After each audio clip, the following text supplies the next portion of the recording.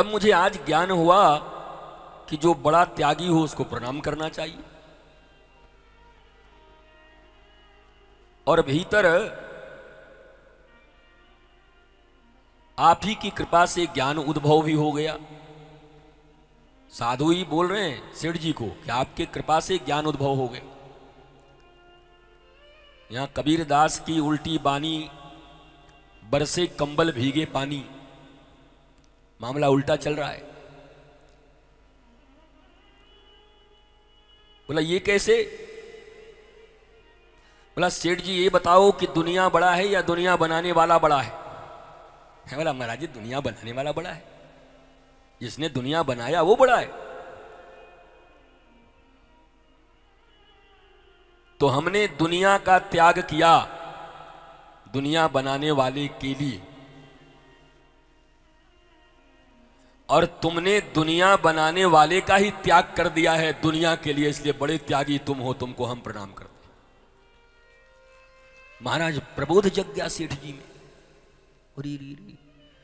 गुरु उल्टा भी ज्ञान दे देते हैं, जिस विधि से समझना चाहोगे वैसे ही समझा देंगे। अगर त्याग करना ही साधुता है तो मैंने तो संसार के माता पिता घर द्वार का त्याग किया है, तुम तो परम पिता का त्याग कर दिए हो इनके लिए, तो बड़े त्यागी तो तुम हो, इसलिए मैं तुमको प्रणाम करता हूं। और कमोबेश हम आप भी उन्हीं सेठ जी की तरह हैं। सब हम बड़े त्यागी लोग हैं। लोग घर द्वार संसार परिवार थोड़ा बहुत इधर उधर छोड़ छाड़ के जमीन जायदाद आते हैं। आपने तो ब्रह्मांड के नायक परम पिता परमेश्वर आपके ही भीतर श्वास बनकर जो चल रहे, धड़कन बनके जो धड़क रहे, इस संसार के लिए, संसार की रिश्तेदारी के लिए, धन के लिए उनको तक छोड़ दिया है। छोड़ने का अर्थ क्या होता है? ज्यादा वैल्यू किसको देते हो? नहीं महाराज जी ऐसे कैसे, हमारे घर में मंदिर है, हम लोग रोज उठ के पूजा करते हैं। अच्छी बात है, हमको भी पता है सीढ़ी के नीचे मंदिर बना हुआ है, हमको पता है। सीढ़ी के नीचे जगह बच जाता है तो जूता उता रखने का जहां जगह होता है मंदिर है बनाई दी, क्या दिक्कत है? ठाकुर विराजे वो।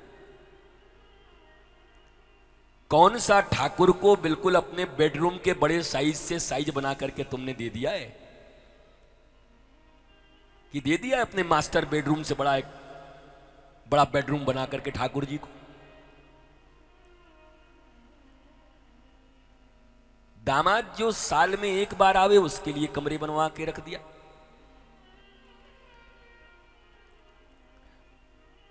बहू लंदन रहती है, 3 साल में एक बार आती है, उसका एक बेडरूम तैयार है। पर ठाकुर सीढ़ी के नीचे रोज बेचारा 50 आदमी धम धम चढ़ते धम धम उतरते, रात दिन प्रेतों की तरह सोते तो तुम हो नहीं, ठाकुरों को नहीं सोने देते। और झंडा गाड़ के रखे हो कि मैं भगत हूं। Self declared devotee. जैसे वरांगना के घर में जन्म लिए या कोठे पे कोई बच्चा जन्म ले ले तो उसके पिता का पता कहां होता है, कौन? गाली मानी जाती।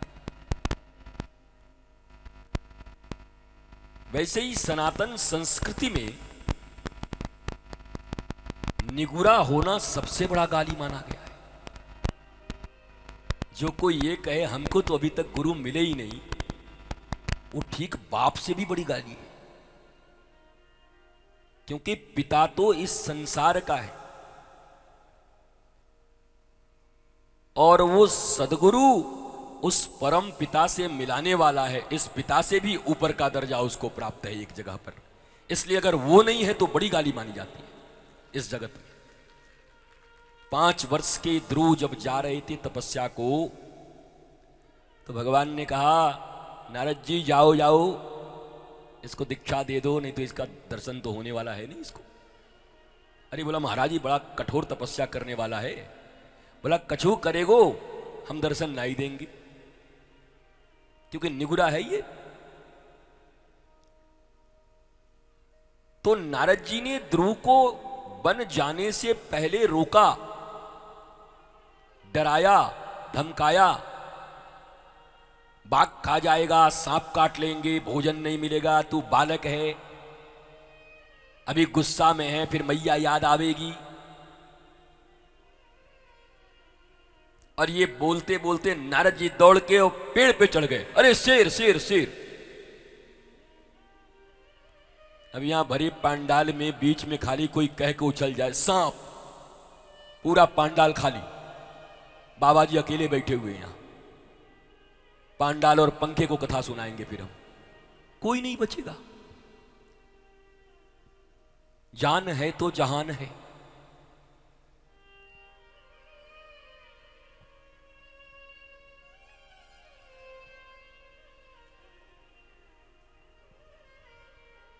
तो वैसे ही क्या बोल रहे थे, बोलो, हम भूल गए हैं जी, नहीं उसके पहले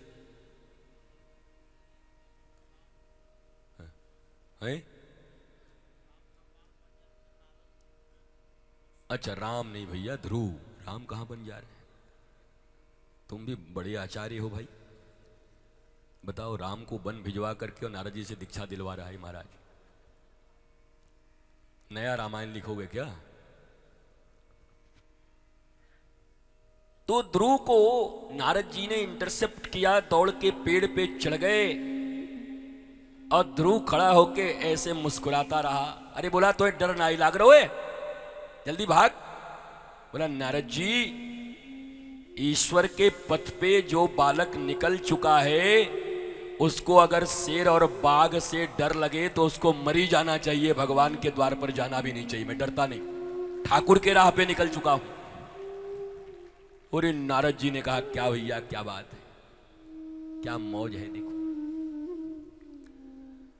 और फिर नारद जी ने बिठाकर कान में ध्रुव को दिव्य 12 अक्षर मंत्र दे दिया।